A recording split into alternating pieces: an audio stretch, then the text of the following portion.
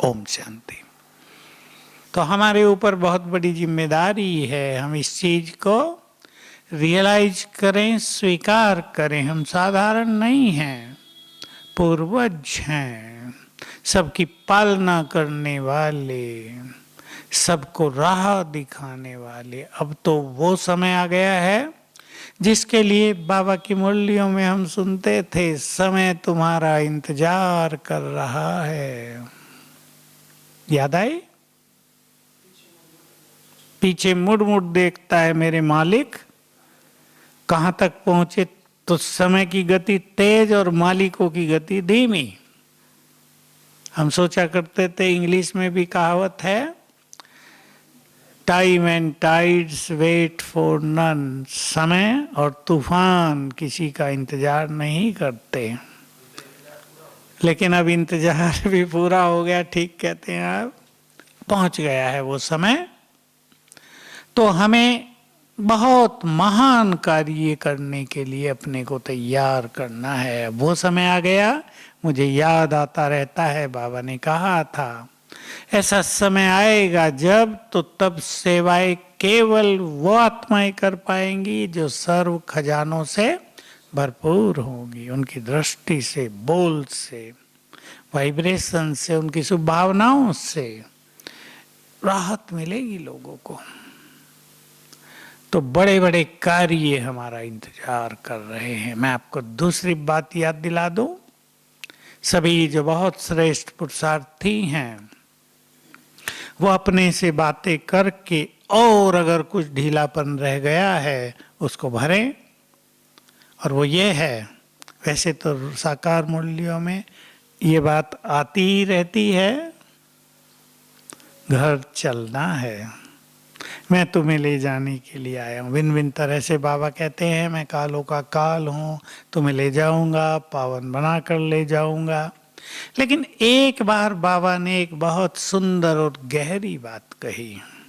अब ये कुछ ऐसी बातें होती हैं जो बाबा कुछ आत्माओं को देखकर बोलता है, वो सबके लिए नहीं होती, सबको तो जाना ही है। तो बाबा ने कहा, जब तक तुमने अपने ब्राह्मणपन के कर्तव्य पूरे नहीं किए, तुम जा नहीं सकोगे। अब देखो, एक कार्य प्रैक्टिकल में आ गया हमारे सामने। शायद पिछले संडे या उससे पिछले संडे की मुरली में था कि तुम्हें वायुमंडल को भी शुद्ध करना है, प्रकृति को भी शुद्ध करना है, और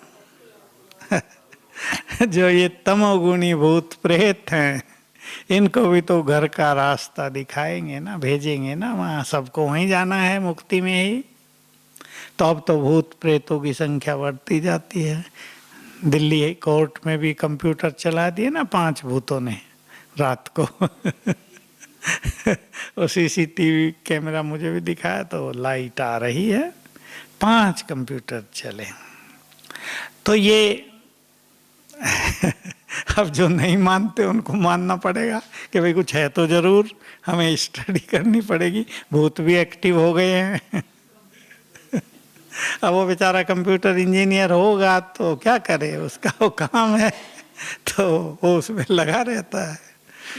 तो इन सब आत्माओं की संख्या बढ़ती जा रही है और हमें इनकी मुक्ति का भी प्रबंध करना होगा।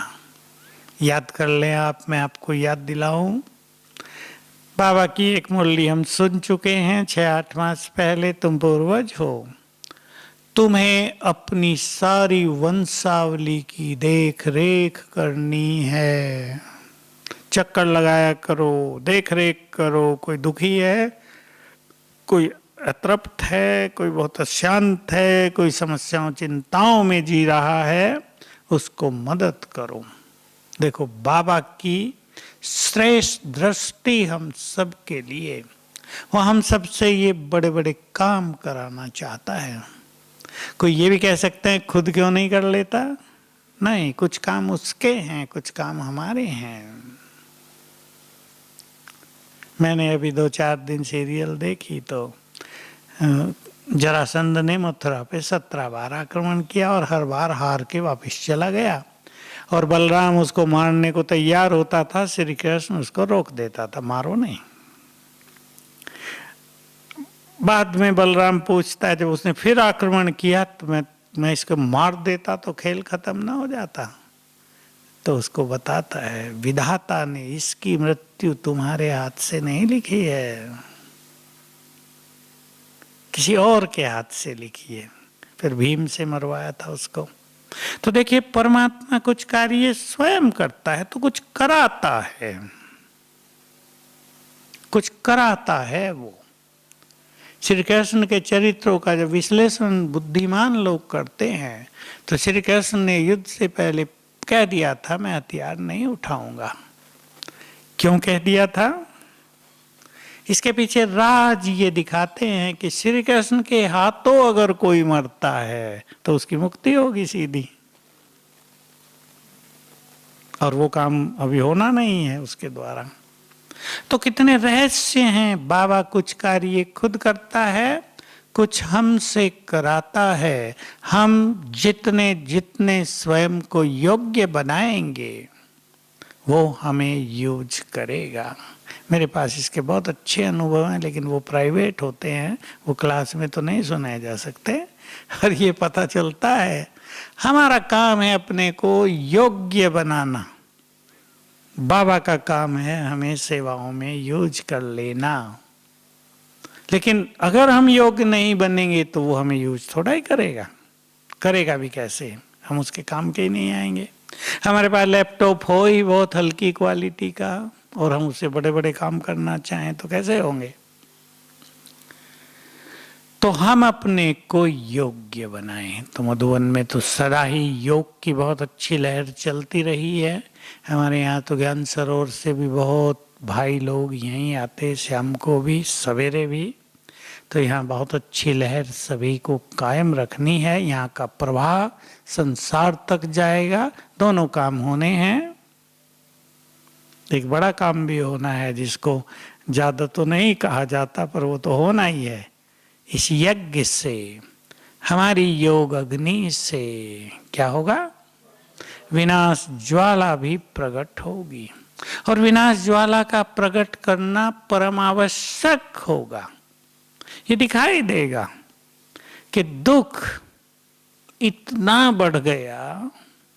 बाबा ने ये कभी संदेश में कही थी बात कि जब संसार का हर प्राणी भगवान को पुकार कर कहेगा कि ये दुनिया रहने लायक नहीं रही है, इसे खत्म करो, तब अंतिम महाविनाश होगा। नहीं तो लोग कहेंगे ना, भगवान तुमने इतनी अच्छी दुनिया थी खत्म कर दी, बड़े निर्दयी हो, बेरहमी हो, बड़े खराब हो तुम तो। लेकिन सब कहेंगे खत्म करो, यहाँ हम नहीं रहना चाहते। तो दुख इतना ज्यादा बढ़ जाएगा, उसको समाप्त करना आवश्यक होगा। न दवाई होंगी, न कोई पूछने वाला होगा। बाबा के शब्द हम सब ने सुने हैं, कराहट ही कराहट सुनाई देगी, त्राही त्राही हो जाएगी चारों ओर। तो ऐसे में हमारी योग ज्वाला विनाश ज्वाला को प्रज्वलित करेगी। और दूसरा काम, हमारे योग के सुंदर वाइब्रेशंस इस समय अनेक आत्माओं को राहत देंगे। भय जो बहुत बढ़ रहा है, उस भय से अनेक आत्माएं मुक्त होंगी। इसलिए जो बहुत अच्छे योगी हैं, मैं उनके लिए कह रहा हूं, वो अपने को ऐसा स्थित किया करें, बाबा का महावाक्य, ग्लोब पर विराजमान। मैं पूर्वज सर्वशक्तिवान सिर के ऊपर छत्र छाया, अपना ये सुंदर स्वरूप बनाकर संकल्प करें, पूर्वज सभी के भय नष्ट हो जाएं, सभी के चित्त शांत हो जाएं, सभी के दुख समाप्त हो जाएं। तो हम पूर्वज हैं, हमारे ये संकल्प काम करेंगे। इसी की यादगार में भक्ति में ये सब मंत्र बने हैं। सर्वे भवन्तु सुखिनः सर्वे सन्तु निरामया, ये हर उससे पहले गाए जाते हैं संस्कृत में। देखो अब तक चला आ रहा है, जबकि अब न पंडितों के वाणी में प्रभाव है, न जो करा रहे हैं यज्ञ हवन उनकी वाणी में कर्मों में प्रभाव है। लेकिन हम सभी अब उस स्थिति पर पहुंच गए हैं, संसार को देने की स्थिति। जो बहुत अच्छे योगी हैं वो सवेरे और शाम कुछ देर के लिए 5-7 मिनट अपने को इस कंबाइंड स्वरूप में स्थित करके ये सुंदर संकल्प दिया करें, इनके वाइब्रेशंस फैलेंगे, बहुत अच्छे अनुभव लोगों को होंगे। बाबा ने कहा था, मुझे वो बात याद रहती है, भक्त भगवान को याद करते हैं दुखी होकर, और बाबा बच्चों को याद करते हैं कि इन्हें सकाश दो, इनकी मदद करो। हम बाबा के हैंड्स हैं, हम उनके कार्यकर्ता हैं, हमारे द्वारा वो कार्य करा रहा है। तो सभी, फिर बाबा ने एक बात और अच्छी कही थी, अब संसार में अनेक मनुष्यों को ये आभास होने लगा कि कहीं से सुंदर वाइब्रेशंस आ रहे हैं, सकाश आ रही है। और बाबा ने ऐड किया कि कुछ ही समय बाद ये भी उन्हें पता चलेगा कि ये सकाश कहाँ से आ रही है, तब वो भागे आएंगे। तो हम सभी के ऊपर बहुत बड़ी जिम्मेदारी है। चलते फिरते भी अभ्यास करेंगे, अपने को सुंदर स्थिति में स्थित रखेंगे। तो बड़े बड़े कार्य करने हैं, अपने को ये संकल्प याद दिलाया करें। बड़े कार्य वही कर सकेंगे जिनके बड़े विचार होंगे, महान विचार। महान कार्य वही कर सकेंगे जिनकी स्थिति महान होगी। जो उलझे हैं छोटी छोटी बातों में, जो उलझ गए हैं ईर्षा द्वेष पर चिंतन में, जिन्होंने अपने चारों ओर तेरे मेरे की दीवारें खड़ी कर ली हैं, वो ये महान कार्य कदापि नहीं कर पाएंगे। तो अपने को संकल्प दिया करें, मुझे महान कार्य करने हैं बाबा के।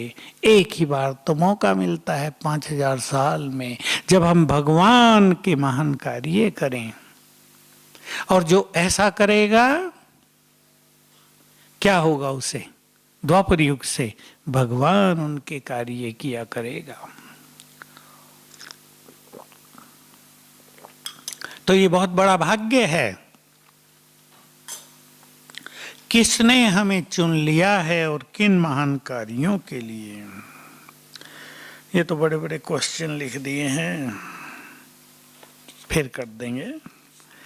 अभी तो मैं एक टॉपिक और लेकर आया हूं। बड़े बड़े कार्य हमें करने हैं या नहीं? छोटे नहीं। माताओं ने अपने परिवारों की पालना की, बच्चों को प्यार दिया, संभाला, बड़े किया। अब यही काम संसार के लिए करना है। बस अपने को संकल्प देंगे तो हमारे अंदर कल पहले की समाई हुई योग्यताएं जगने लगेंगी। वो सब हमारे अंदर भरा हुआ है। और हमें ये भी याद रखना है, सूक्ष्म रहस्य, जिस तरह के संकल्प हम करते हैं, ध्यान से सुन लेंगे, हमारा ब्रेन, हमारा मस्तिष्क उसी तरह अपनी सेटिंग कर लेता है, मैनेज कर लेता है अपने को।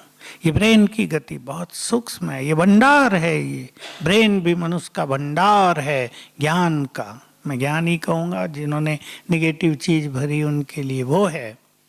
तो हम सुंदर से सुंदर संकल्प किया करें, मुझे बाबा के महान कार्य करने हैं। जो समर्पित हो गए, जिन्होंने लंबा काल बिताया है यज्ञ सेवा में, भगवान के जो काम आ गए हैं अंतिम जन्म में, वो अब अंतिम कार्य करने के लिए अपने को तैयार करेंगे। अब बहुत अच्छे अच्छे कार्य और होने हैं। मैंने आपको कहा हर साल एक नया सीन आएगा ये परिवर्तन का, और उसके साथ साथ यज्ञ का एक सुनहरा सीन भी आएगा। और बाबा ने ये कह दिया था कि बाबा अपने बच्चों को साक्षात्कार में ऐसा बिजी करेगा, पता ही नहीं चलने देगा कब खेल खत्म हो गया। मस्त रहेंगे अतीन्द्रिय सुखों में। जैसे दिखाया ना, महारास दिखाई है श्री कृष्ण के साथ गोपियों की महारास 6 मास तक चलती रही। अब कल्पना करो 6 मास कोई डांस चलता है क्या? पैरों का क्या हाल होगा? रात भी तो होती होगी, भूख भी तो लगती होगी। भूख प्यास कुछ नहीं, क्योंकि प्रभु प्रेम में इतने मग्न हो गए कि इन सबसे ऊपर उठ गए। दिखाया है गोपियां घरों से आ गई, उनके पतियों को पता ही नहीं चला। मैं कहा पति थे चाहे पत्नी थे, 6 मास तक पता ही नहीं चला कि हमारी पत्नियां चली गई हैं यहाँ से। ये प्रभु लीला दिखाई गई है, परमात्म प्रेम।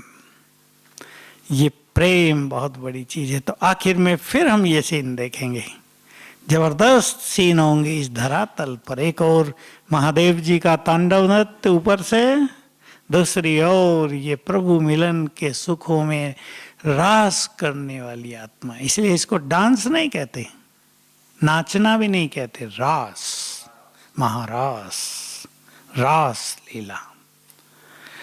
तो अब मैं आप सभी के सामने एक जो मैं सोच के आया था, ये तो बिना सोचे किया अब तक तो मैं सोच के आया था कि हम सभी को डबल लाइट बनना। एक मुरली आप हम सब ने सुन ली है या सुनेंगे, बहुत लाइट, डबल लाइट फरिश्ते बनना है। बहुत सुंदर टॉपिक है। आप कहीं जाएं, क्लास भी कराएं और किसी से मिलें, उनको भी हल्का करेंगे। हमें बहुत हल्का होना है। और उसकी बाबा ने कई सारी विधियां बता दी। चल चुकी है मुरली संडे को, या कल संडे है? कल भी तो है ना, कल आएगी। हाँ, तो हम सभी बहुत लाइट हों। कल की मुरली से सारी पॉइंट बहुत अच्छी तरह सब नोट कर लेना और इनको अपने प्रैक्टिकल जीवन में भी लाना है और सिखाना भी है कि हम हल्के कैसे रहें। पहली सुंदर बात है, हालांकि मुझे पढ़े कई दिन हो गए, मैं सोचा था अभी देख आऊंगा लेकिन मुझे भूल गया। तुम अपने लाइट स्वरूप में स्थित रहोगे। आत्मा ज्योति स्वरूप है ना, आत्मा के लाइट स्वरूप में स्थित रहोगे तो मन लाइट स्वतः ही होता जाएगा। लाइट माना हल्का। हम अपने ज्योति स्वरूप में स्थित रहेंगे, आत्मिक स्वरूप में, मन हल्का होता जाएगा। यह हमें अनुभव भी बहुत करने हैं। अब पहली चीज थी, लाइट रहने की सबसे सुंदर बात, कौन साथ दे रहा है। संसार में किसी को कोई बड़ा व्यक्ति साथ देता हो, निश्चिंता रहती है ना। कुछ बात आई, उसको सुनाई, वो कहेगा हाँ बस ऐसे कर देते हैं, ठीक हो गया। और किसी की कोई सुनने वाला ना हो, कोई बिल्कुल अकेला हो संसार में, कोई उसे सपोर्ट करने वाला ना हो, तो उसका मन कितना भारी रहेगा छोटी छोटी बातों से। तो कौन हमें साथ दे रहा है, ये नशा हो जाए। किसने हमें कहा है मैं तुम्हारा जिम्मेदार हूं? रखा होगा सबने अपने अपने पास, बच्चे चिंता मत करो, मैं बैठा हूं ना। कौन हमें साथ दे रहा है, किसने वायदा किया है हमें साथ देने का। बहुत सारी चीजों से पता चलता है कि हम अगर एक बल एक भरोसे जिए तो हमें कुछ भी सोचने की जरूरत ही नहीं। मैंने बताया, मैंने भी अभी थोड़ा सा देखा, थोड़ा टाइम रहता था तो ध्रुव घर छोड़ के चल दिया है जंगल में विष्णु को पाने के लिए। छोटा बच्चा है, रास्ते में डाकू आ जाते हैं, देखते हैं बहुत जेवर पड़े हुए हैं, मौज आ गई। किसने कहा जेवर ले लो, मारो नहीं। दूसरों ने कहा नहीं मार देना है, नहीं तो राजा को बता देगा जाके। तो ऊपर से विष्णु जी से मिलने जा रहा है, विष्णु जी देख रहे हैं ध्रुव आ रहा है और डाकू तैयार हैं, तलवारें हैं उनके हाथ में। लक्ष्मी विचलित हुई है, आप कुछ नहीं कर रहे हैं, कहा जा तुम करो। अब लक्ष्मी जी ने एक जहरीला सांप भेज दिया है, संकल्प किया और जहरीला सांप एक एक को डसता, उनकी समझ में नहीं आता, वो भाग रहे हैं, मर रहे हैं, ये वो। और फिर लक्ष्मी नारी रूप में उसके सामने प्रकट होती है, बच्चे के का थक गए हैं, उसको गोद में उठा लेती है और उसका बिस्तर लगा के वहीं सुला देती है। तो मैं सोच रहा था, जो भगवान की ओर चलते हैं, उस पर विश्वास रखते हैं, उनकी सुरक्षा भी स्वयं करता है। नहीं तो वो 8-10 डाकू उनके लिए क्या था, एक ही बहुत था, वो थोड़ा ही सामना करेगा उनका। तो हम भी बाबा के भरोसे से जीना सीखें, उस पर पूरा विश्वास रखें तो हल्के हो जाएंगे।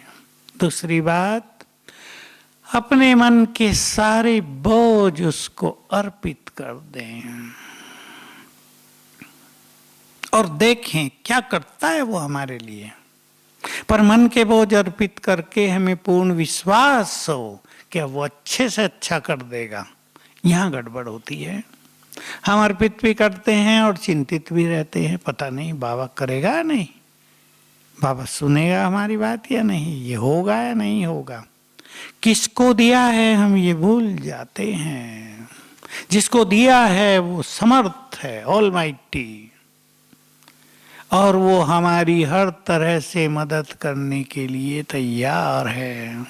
भक्ति में भी ये बात चलती आई, भगवान के पास पहुंच गए खाली हाथ नहीं आएंगे। अगर कोई खाली हाथ आता है तो ये अपने उसके विश्वास की कमी होती है। तो हम सब उससे जुड़े हुए हैं, उस पर पूरी तरह समर्पित होकर चलें। सब कुछ तेरा, नेक्स्ट बात है ये, सब कुछ तेरा। क्योंकि जहां मेरा रह जाएगा वहां परेशानियां बहुत बढ़ेंगी, मेरापन भयभीत भी करेगा। फंस गए हैं लॉकडाउन में दूसरे शहर में, सारा माल रखा है दूसरे शहर में, अब नींद नहीं आती, गड़बड़ ना हो जाए उधर, होगा ना। मेरी सारी ज्वेलरी वहां रखी है, बहू न देख ले, सारी हथियार लेगी, चिंता हो जाएगी ना, नींद भी नहीं आएगी।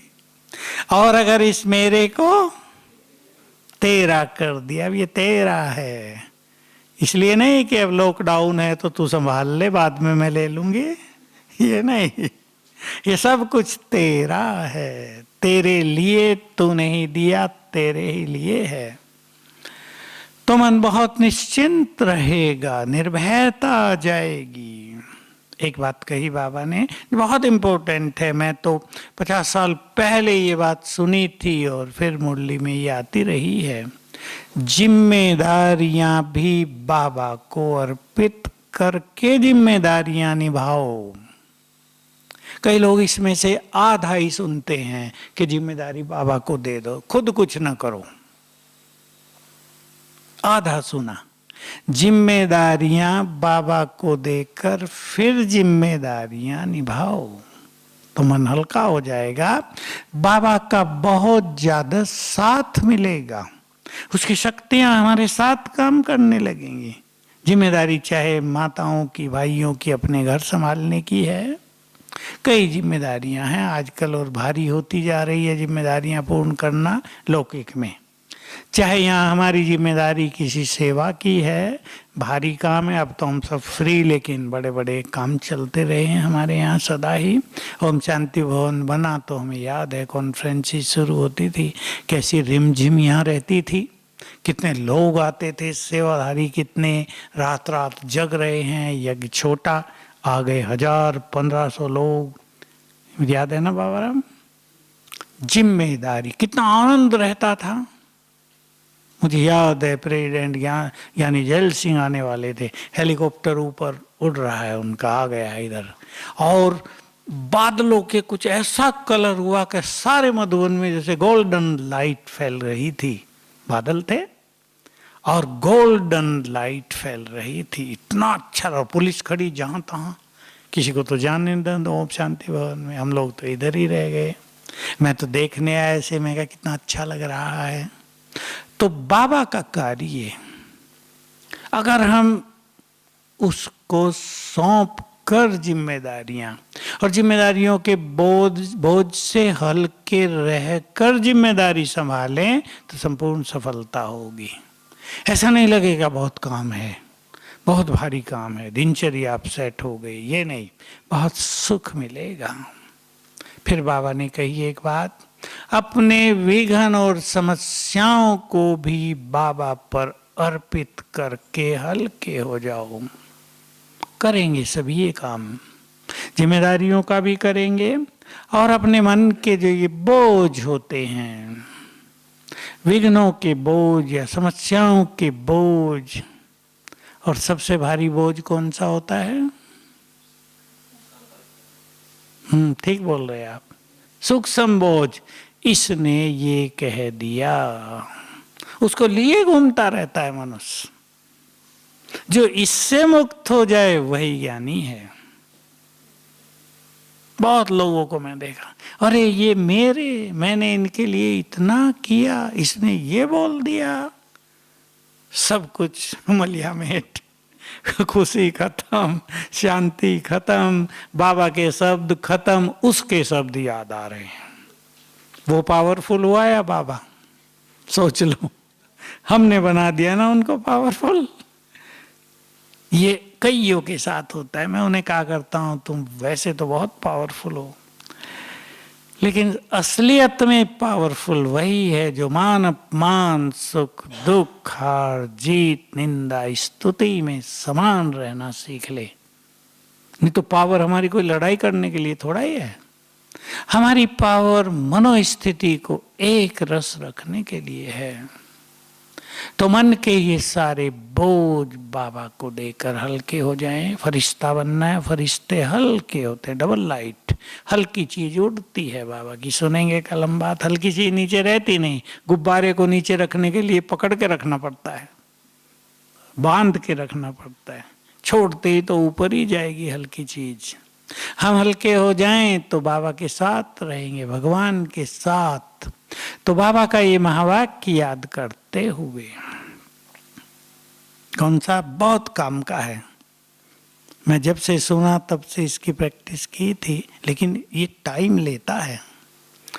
जो बाप सारे संसार का बोझ उठाने वाला है, क्या वो अपने बच्चों का बोझ नहीं उठाएगा? देखो इसमें कितना प्यार समाया हुआ है, कितना हमें निश्चिंत करने का भाव समाया हुआ है या नहीं? दो संसार का बोझ उठाने वाला क्या अपने बच्चों का बोझ नहीं उठाएगा? कितना प्यार है उसका हमसे। हम सब ने सुनी है मुरली नजदीक में ही, तुम बच्चे ही मेरी प्रॉपर्टी हो।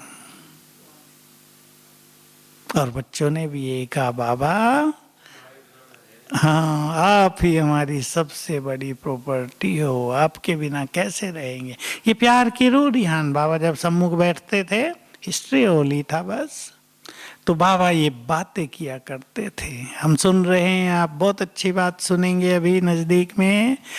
मैं तुम्हारे लिए स्वर्ग बनाता हूँ, तुम तो मुझे कभी बुलाते भी नहीं कि बाबा आकर स्वर्ग में विजिट लो। आज जो मैं मुरली रिकॉर्ड की उसमें ये था, कहते ही नहीं, बस मेरा मंदिर बना देते हैं, पत्थर का शिवलिंग रख देते हैं, अच्छा शुरू में हीरो का रख दिया।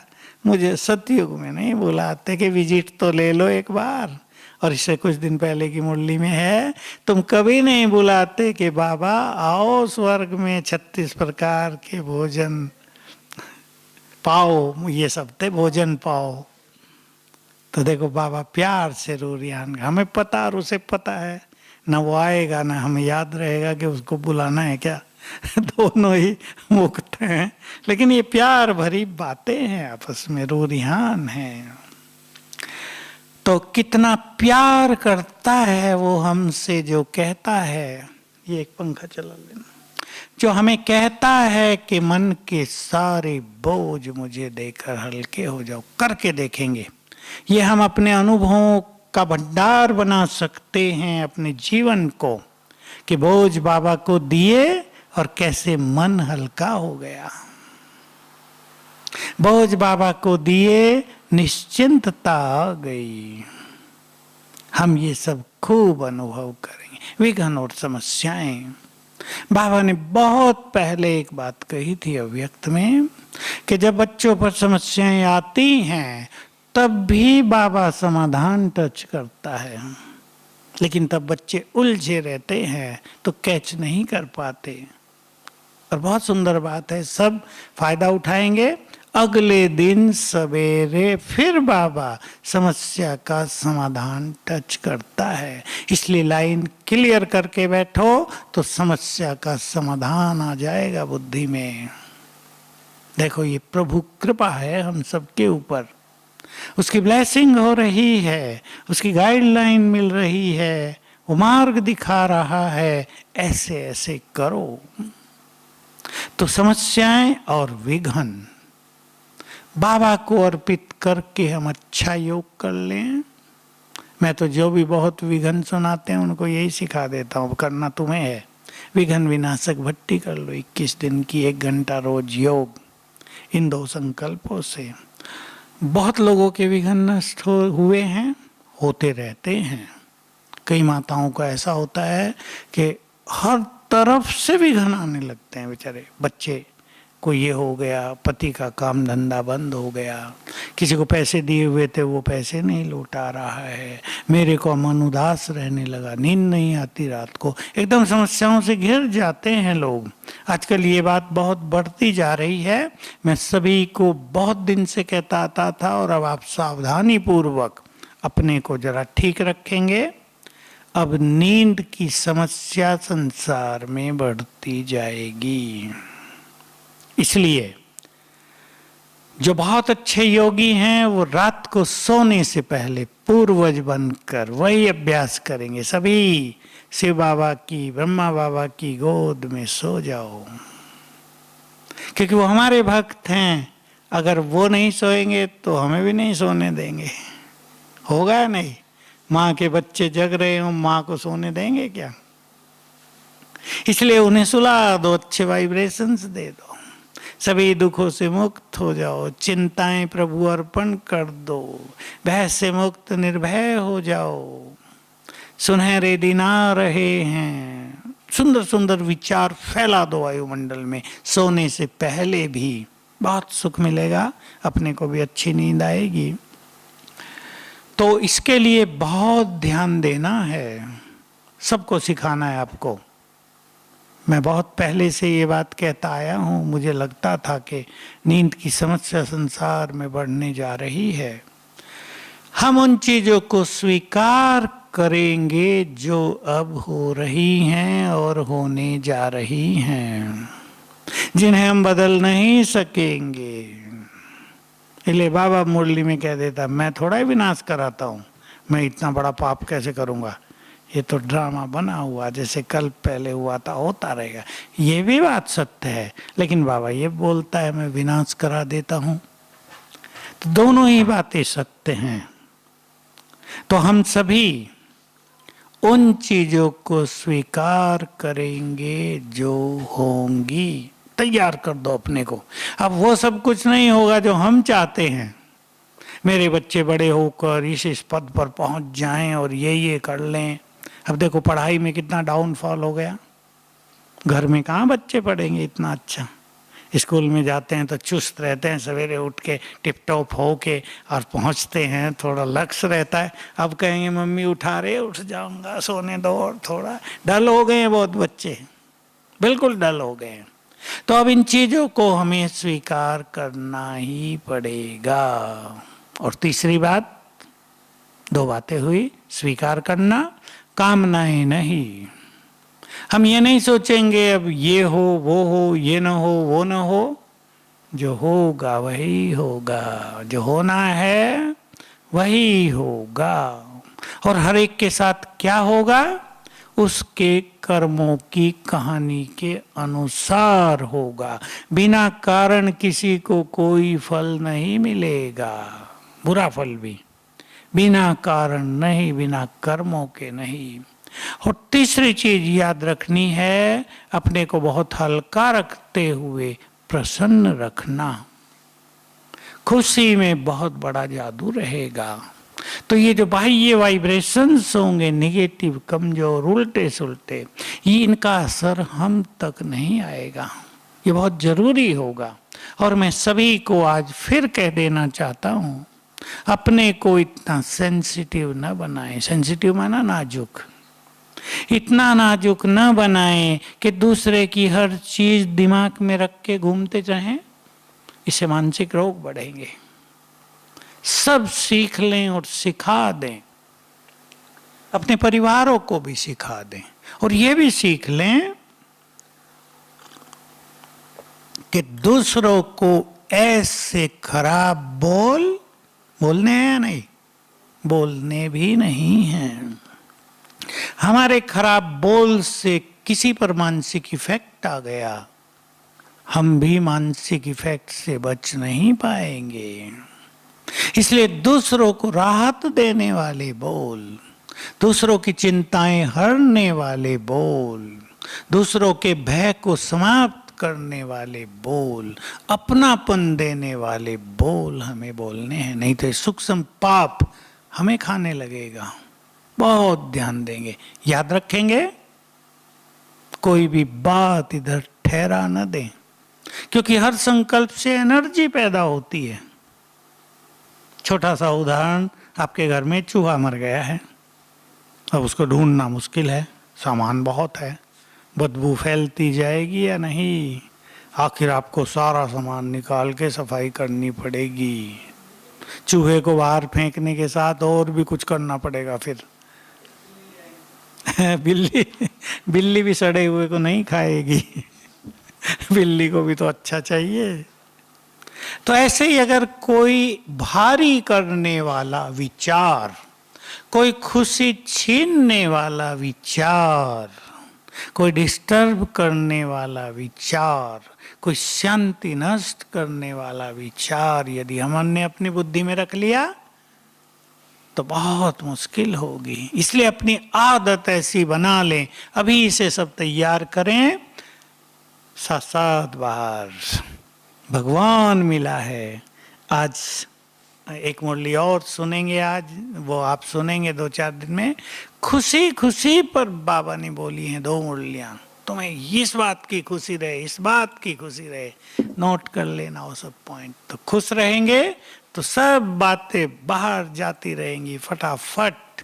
तो अपने ब्रेन को, अपने मन को स्वमान से, अच्छे संकल्पों से, मुरली के रत्नों से इतना भरपूर रखना है कि कोई भी कमजोर बात दिमाग में परमानेंटली बैठ न जाए, जो हमें कष्ट दे और मानसिक रोगों को जन्म दे। क्योंकि हम तो सभी को मानसिक रोगों से मुक्त करने वाले हैं। हम अपनी खुशी कभी नहीं खोएंगे।